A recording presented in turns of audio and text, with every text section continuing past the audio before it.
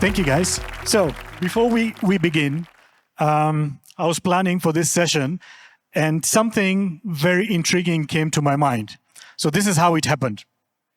So I got hold of Siri and I asked Siri, hey Siri, can I afford to go out tonight?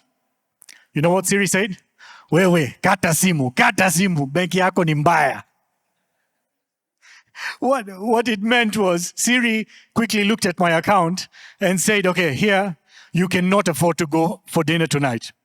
Then I put another prompt to Siri and said, hey Siri, look at my panelists today, and do you think I can go for dinner tonight? What did Siri say? You have bankers with you, so you can definitely go and you don't need to dish out your card.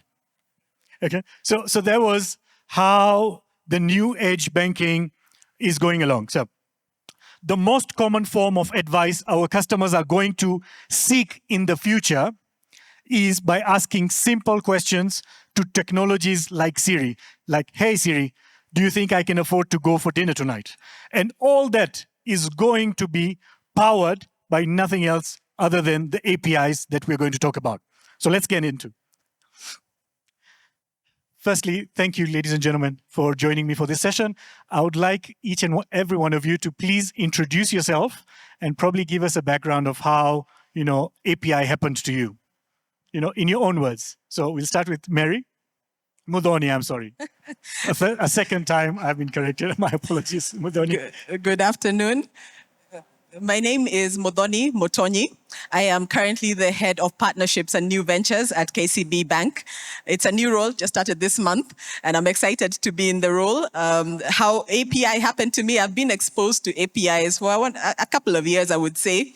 I started to research on them. You hear people talking about them at various conferences, and then I started to dig deeper into how they can be utilized to improve business, whether business means in banking business or business means a startup or a corporation. So it's a very interesting area, and I'm excited to participate in this panel to talk more about them. Thank you. Yeah, thank you. My name is George Murage. I lead technology and operations for IPSL, home of PesaLink. Your next question is a trick question. I was wondering, where do I begin? Do I admit my first experience with APIs was with Unix sockets or TCP sockets? So yeah, I think I'm just very glad of where APIs are currently and how they just make it easy for people to be able to connect their systems together. Yeah. Hi, everyone. My name is Eston Kimani. So I'm the co-founder of Africa Stocking, which provides telco APIs across Africa. And currently, I'm now the founder and CEO of ChatSasa. So ChatSasa is basically a chat API that makes it easy for you to add chat capabilities into your mobile or web application. And it's powered by AI. So that means that you can automate your customer support while maintaining human supervision.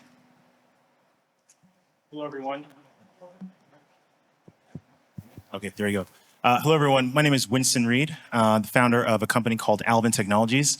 And we are a specialist vendor that partners with retail banks in particular, between Kenya and Nigeria, to help them cultivate more valuable retail customers. There are two sides ultimately to our offering. We do money management software, like personal financial management software.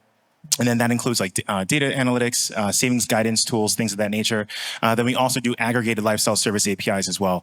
To your question, Imran, I think even frankly from the very beginning of our company, so 3 years ago, we've been in business now for 3 years. Even at the outset, we saw the retail banking sector to be the most important component of really any functioning economy globally. So we wanted to put our money behind helping the existing institutions be more effective in cultivating more valuable customers, as opposed to us, say, creating like a consumer application and otherwise competing with them. So really from the very beginning, we've always been an API company looking to offer API services to banks in particular. Thanks a lot, Imran, and pleasure to be in this panel. My name is Moses Okundi. I'm the CIO at Absa Bank PLC Kenya. And I think to your question, when did I start interacting with APIs and how have they affected my life? I've been interacting with APIs perhaps similar to George here, 10 years plus, right at the TCP level and the more sophisticated level that we're seeing today. And I think APIs is transformational for a techie in terms of just making life easier, improving integrations, and then at the business level, enabling business to operate inside ecosystems through facilitating integration and accelerating partnerships. Thank you. Thank you so much, panelists. So the session is broken down into next 3 steps from here. We'll go into the panel discussion. Thereafter, we are going to go into question and answer. So we'll open up if any burning questions from the audiences, and then finally we'll close the session. So getting into the depth of it, we have primarily focused, this is a very important topic for many organizations today. So we have broken it down into 3 areas primarily: transformation, innovation, and customer impact for these open APIs. The use and expertise of open APIs is quite significant, but we want to focus around the 3 primary areas where everyone, I think, is looking at for today. So getting into the depth, I think I'll start with Mary. Mary, the first question to you on transformation, okay? So if you can give us a quick snippet, how has KCB Bank leveraged open banking APIs to transform its operations and services? Thank you, Imran. My name is Modoni. Can we just change your name to Mary, please? Third time's the charm. Third time's the charm. For this discussion, if I'm called Mary, it's okay. It's all right, but it's not my name. So KCB, like other banks in the industry, are taking full advantage of open APIs. And I would categorize how we are taking advantage of APIs in 3 categories. First, the most important one is just improved customer experience. That's the reason we would do this, right? It's just so that our customers and customers of our partners can have better experiences. And those experiences can be, looking at the banking sector, the most immediate need is, I think, facilitating payments and transactions, making them easier. If we can have partners connect with us and make that easier for them to facilitate the payments and transactions, I think that's the most important one, I would say, is improving the customer experience for us and our partners. Additionally, though, there are other ways that APIs are. We're taking advantage of APIs at KCB. And the other 2 categories, I would say, is improved efficiency and promoting innovation and growth. When we look at improved efficiency, if we talk about how a corporation might connect to our APIs, and their ERP system is connected to our APIs, and that improves how they are able to perform their transactions and do reconciliations and also work with other parties. So that's operational efficiency for our partners is also very important to us. And if we can help them, partner with them, help them see how APIs can improve their operational efficiency, that we're very happy to do. Operational efficiency can also be looked at internally from our internal KCB efficiencies. Because, once we build an API for a partner, perhaps a partner comes to talk to us about APIs that we have not built before.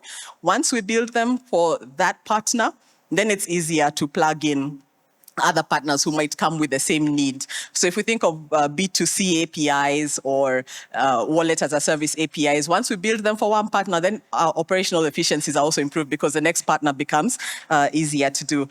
So that's operational efficiency. And finally, the third category, how we're taking advantage of APIs, is innovation and growth. At KCB, we are keen to work with fintechs and startups and see how collaborating with us can help them improve their business and at the same time, again, improving customer experience for themselves and for also our own partners. So we're keen to work with fintechs and startups because they tend to focus on a problem and focus on it very deeply. And that opens up a lot of opportunities for us to offer interesting products and services in partnership with a fintech or a startup. So that's the third way we're taking advantage of APIs. Thank you, Modoni. Yay, thank you. Interesting. So, Modoni, you mentioned something about payments. And probably that takes me to the next question for George. George, you being in IPSL, and primarily a payments-driven business. Okay, how, what changes have you observed, in the industry since IPSL came into being? Yeah, I think what has happened in the industry is we are seeing a lot more adoption of what I would call like an API-first strategy. Because where we sit, we are aggregating all these services and making them available to other banks. And what we are seeing is that a lot of our members, not just banks, but also non-banks, are implementing APIs to make it easier, faster, and better to be able to provide the services that they want to provide. And we're also seeing, even though we are still several steps away from open banking as a thing, we're seeing a lot of our partners taking steps towards open banking to make customer information, transaction information, and even payment initiation available to their customers. So I would say we are in a very good space, and it's just exciting to see what's happening. I know that when people think about technology and banks, it's a little bit of an oxymoron, because people think of banks as these dinosaurs and elephants that take so long to move, but not necessarily. You'd be amazed by the exciting technology they're implementing. Yeah. Fantastic. Thank you, George. It moves me to probably my next question, George, that you said a lot of information sharing, is now happening through APIs. And the most notorious people in this, which banks usually say, are the startups. Or, people who try and come in and start wanting to, extract some of the data banking or banks have, and they're not sure that these startups are coming in, how key is my information getting stored? So the question goes to Eston. Eston, what measures, does your platform, Chat Sasa, take to ensure the security and compliance of the APIs it offers to the BFSI sector, or it takes from the BFSI sector? Okay, thanks for that question. So I think one of the most important things, obviously, is security and compliance. And essentially, what that tends to be a very domain-specific thing. So, for instance, if you're a bank, you have like certain regulations that you have to abide by. Now in Kenya, we have the Data Protection Act, which means that you have to hide certain customer information, right? So what you typically basically want to do is to first analyze all the requirements from a regulatory, compliance, and security standpoint. And then you bring this together, obviously, with the business needs. So for instance, like right now, we've had a challenge, let's say, with acknowledgement of payments, because let's say Safaricom hides certain information because of the Data Protection Act. So you have to take into account all these different requirements of the business and be able to integrate that into something that's workable. So yeah, I would say you really want to understand the regulatory, compliance, security, and business needs in order to come up with a workable model. Thank you, Eston. Just to probably ask a counter question on security. This is not a natural for fintechs or startups where you build from security design in mind. You build to solve a customer problem, and then you hit, as George has said, the lions and the elephants, and then they tell you, okay, you know what? You cannot work with us because of X, Y, Z and stuff like that. Then you start working backwards. I mean, has that changed, or is that still your go-getting philosophy of solve the customer problem first, security tutangalia baadaye? Yeah, that's a great question. So I think one of the biggest reasons for that disconnect is because you find that startups usually don't have enough domain expertise. So you probably, as a startup, if you're thinking about a fintech idea, you just want to get it done, right? But you don't have enough background about kind of the compliance and regulatory environment you operate in. So I think one of the ways to solve for that is to make sure that let's say, banks and financial institutions are engaging with startups early on so that as startups develop a lot of these products, they have a much better understanding of, okay, these are the needs in terms of data, like how data is handled, and maybe you have an ISO certification that requires certain ways of doing business or PCI DSS. So I think the problem is that the startups are being done by very young guys who probably don't know like the environment. And so if we can bring those two institutions together, it'll be, we'll have much better products coming out. Thank you, Aston. It drives me to the next question, and that's to Winston. Winston, from Alvin Technologies, you facilitate primarily collaboration, and you are very key in your product in APIs in terms of data and stuff like that. So give us a bit background about the technology and how APIs from the banks help you in your journey. Yeah, 100%. I think it's a great question and happy to answer it. So ultimately, there are two categories that all of our products fall into. So the first one is defined by products that we build ourselves in-house. So this is proprietary technology that we build as a foundation, and then we take that and then we customize it to the specific both ultimate KPI requirements that a particular bank customer, or actually an asset manager as well, we're working with one actually in Nigeria, otherwise a particular customer has, and then we make sure that it feels very natural to the rest of their mobile banking applications aesthetic. Okay, so within that first category, we have Alvin Money Management. So this is what we call normative spending management experiences, and I'll actually be talking more about that in just a little bit. But otherwise, helping the retail customers of banks better balance their spending around their loan repayment obligations, their savings or investment commitments back to the bank, and then through doing that, helping them become more valuable to that bank as an institution. So that's number one. Number two is a suite of products that we call Save Stack. It's kind of ironic that I actually used to work at Paystack. This is not it's not competitive to that in any way. But so SafeStack, though, ultimately is a suite of savings optimization plugins, with the most important being rules-based payments. So rules-based payments leverages our data enrichment capability on the back end to understand, say, whenever a customer is going to a restaurant or going to a grocery store, doing an entertainment expense. And they're able to enable for a customer to say, you know what, every time I go to, say, a bar or a restaurant, automatically top up my contribution there by, say, 10%, and then contribute that to either a loan balance that I have outstanding or to a savings wallet that I have. And that particular product is offered both by way of a widget. So that's, like I was saying earlier, that's fully customizable Alvin UI that a bank is able to basically significantly reduce down their time to implement by about 90%. And so we just apply their brand, their color, like I was saying, and then they're able to install that very quickly. But then it also comes as an API-only service. So in other words, the bank builds their own UI on top of our functionality, and then we provide the API to power that.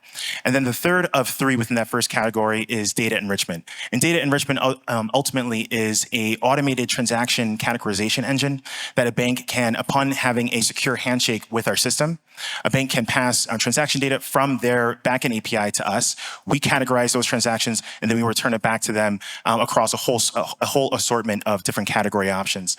So all three of those comprise that first category. The second category is aggregated lifestyle service APIs.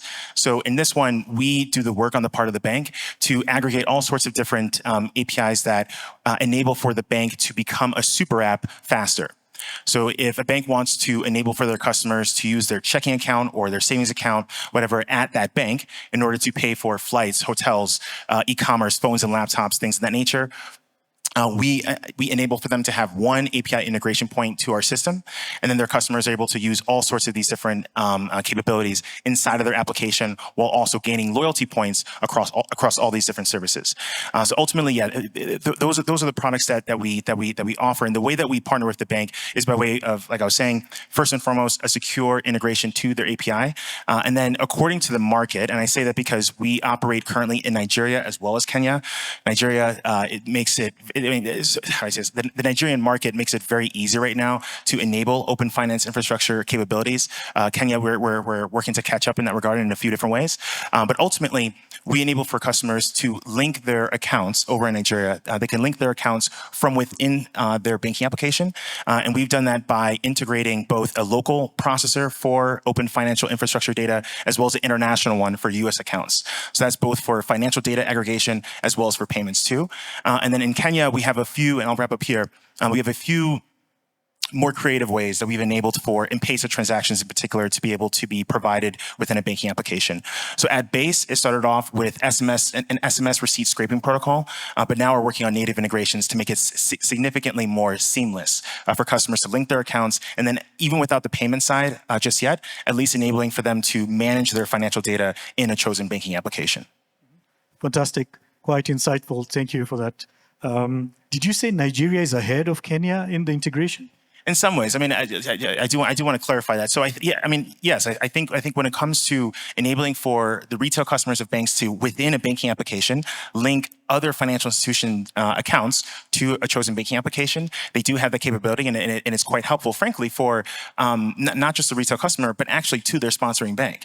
It enables for a particular bank that they really like to offer services that entice the customer to stay with them, and then they can link their financial data from other accounts in order to make that particular offering more effective. And quite frankly, I think from a I guess like morality perspective, frankly, I think that actually is the correct direction. I think banks should be, in general, competing on value as opposed to their customers not being able to do X, Y, Z. So yeah, I think Nigeria is ahead in that sense, but I also think Kenya is far ahead, not just in terms of Nigeria, but really across the continent in terms of a significant percentage of the population. I think it's like 32 million adults or so within the country, 32 million adults being integrated into digital payments technology. There's nowhere else in the continent where that's the case, right? And basically what that means then is that banks, and a lot of banks, even ones in this room, are already currently doing this, where they're creating, fully digital KYC experiences, such that a person doesn't have to liquidate, say, 2 weeks or a full month of their income in order to get to a local bank branch, right? And on top of that, I mean, there are a whole host of other things that are happening, which I think are very exciting. But at base, because Kenya has done such a great job, frankly, of establishing really strong digital payments infrastructure, it makes it that much easier to, one, access more customers, including those outside of central urban areas, and then two, it enables you to build more personalized products for them. Thanks, Winston. Winston, just to add on to the question I asked earlier, what's that one thing that you think the banks here could do to make your process easier? It's my birthday today as well, so that's a great little gift where I can make my requests open to everyone. So I think here's the thing. I think first and foremost, from all the banks and institutions that we've engaged, there have been about 31 in total. Every single one has the desire to support their customers, like very meaningfully. These institutions are not trying to just extract value or otherwise do bad by the customers. I mean, let's first say that. But I do think, to my colleague Essen, at Essen's point just a moment ago, I do think that banks could unlock a lot more value more quickly by having a more proactive approach to defining what are the requirements that a startup needs in order to get through all the different processes. Usually the way that, at least in our experience, usually the way that we get into a bank is through whoever is the person who's in charge of the retail banking application, and then it's through the conversation with that individual that we realize, okay, this is how we need to design it. These are the functionalities that are required, et cetera. But then in the course of maybe a year, right, and a year of burn for a startup is very expensive, right? So in the course of that time, you might piecemeal learn about, these are the specific requirements that you need to include in a BRD for the compliance person to be happy. These are the requirements that the finance person needs. And so instead of otherwise just kind of putting the onus on the startup to kind of navigate that gradually, I think if banks have like a framework or otherwise a rubric saying, listen, even if you're starting off speaking to this person who's in charge of the retail banking application, and that frankly is the best entry point, we're not going to work with you if you're not offering us value. That is correct. But here, even from the very beginning of the conversation, here are all the different departments that you will need to get sign off from, and these are the things that they care about. I think that would make the process significantly faster. Super. Thank you for sharing that. Moses, I see you nodding your head. Are you in agreement with Winston?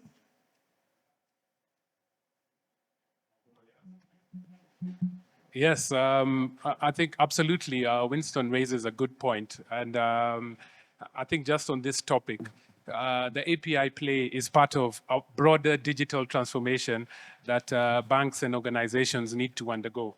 And I think for me, honestly, it's less of a technology conversation and more of an internal conversation. So if you hear Winston, he's talking about tedious processes that he has to undergo.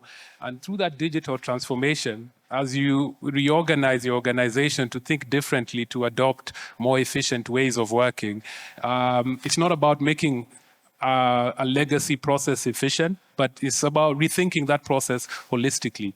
If it required 10 people to sign off on an engagement or even a POC with Winston's organization, how would that process look like in the reality of today's world? Can you shrink it down to 2 sign-offs? And are you bold enough to take that decision? And then what is the technology to empower that such that it's seamless? So that's the kind of thinking, in my view, that is going in our organization as we look to become a really fast, agile, without compromising on the risk and control in the organization.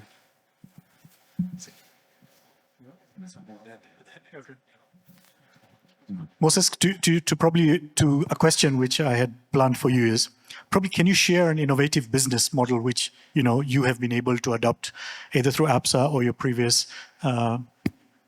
Thanks very much, Imran, for that question, and happy birthday, Winston. Yes.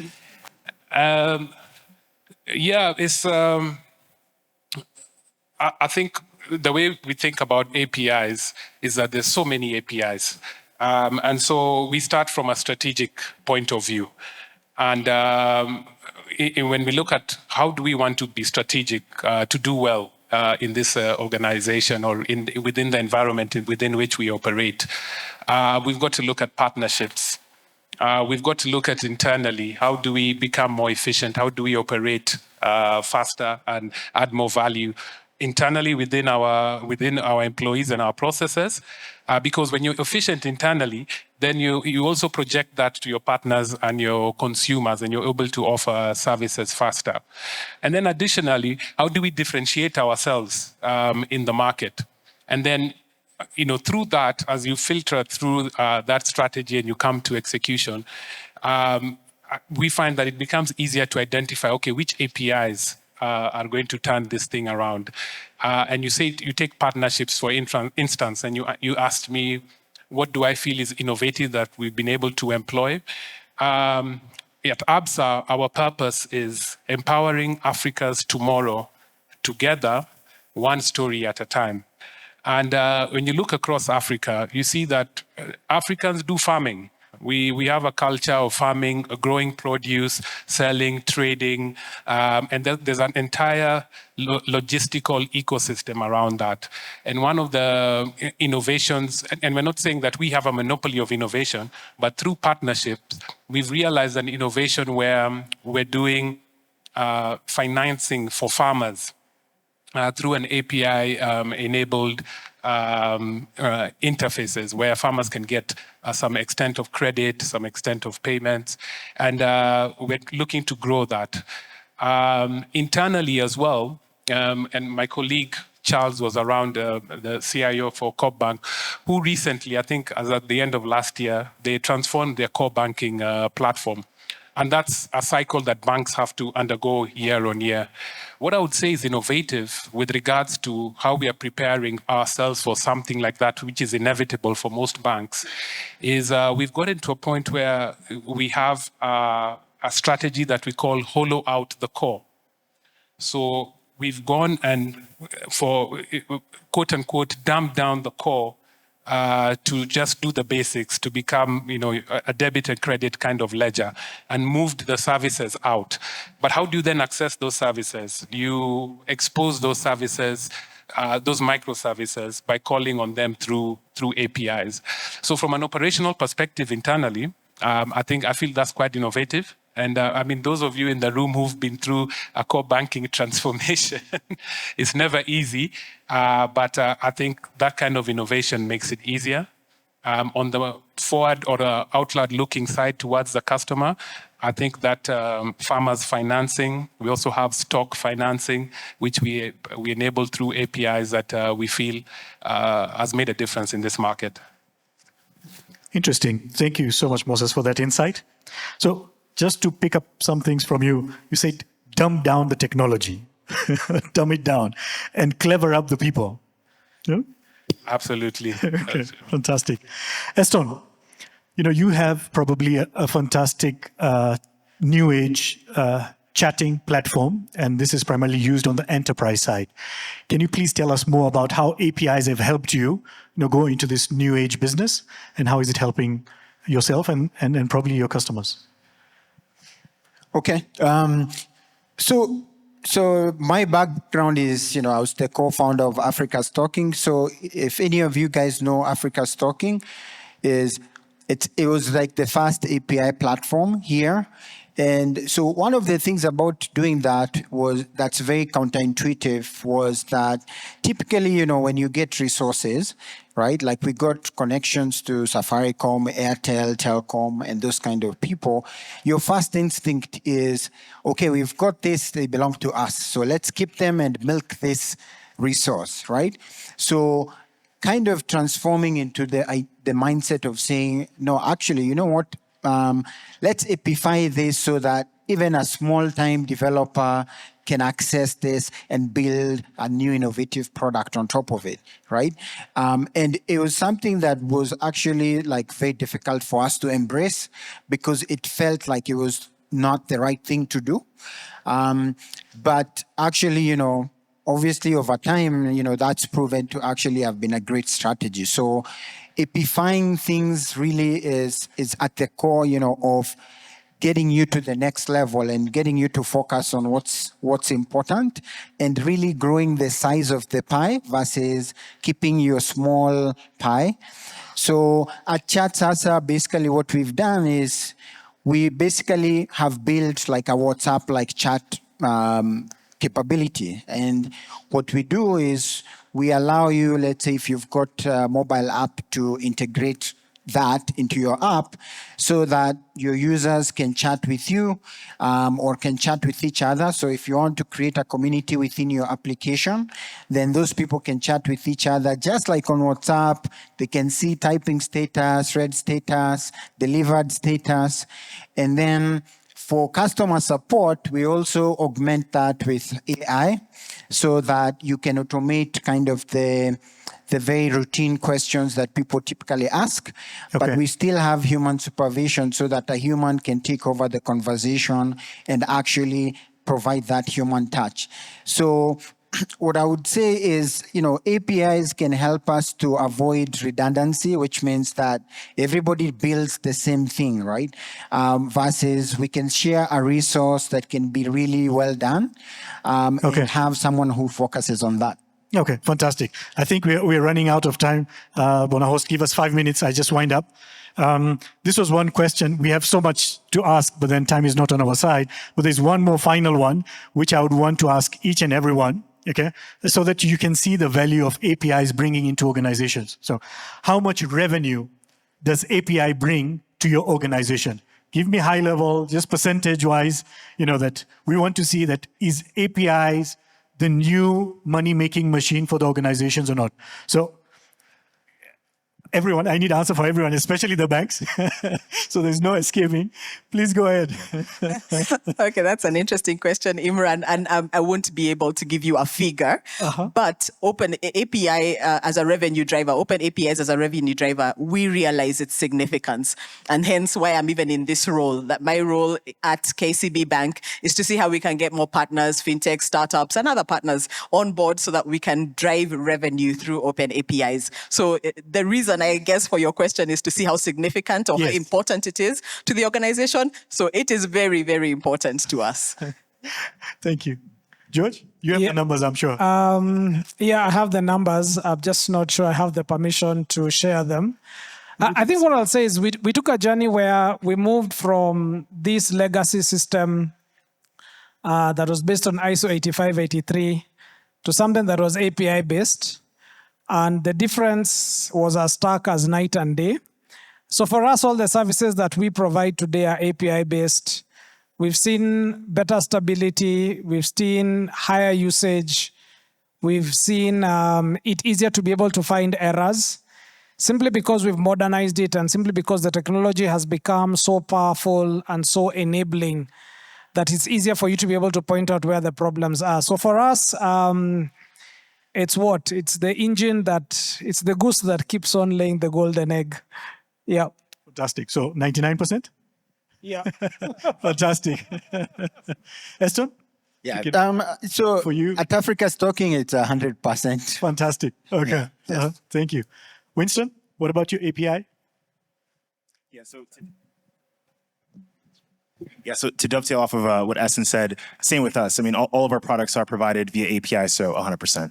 Fantastic. Moses? Great.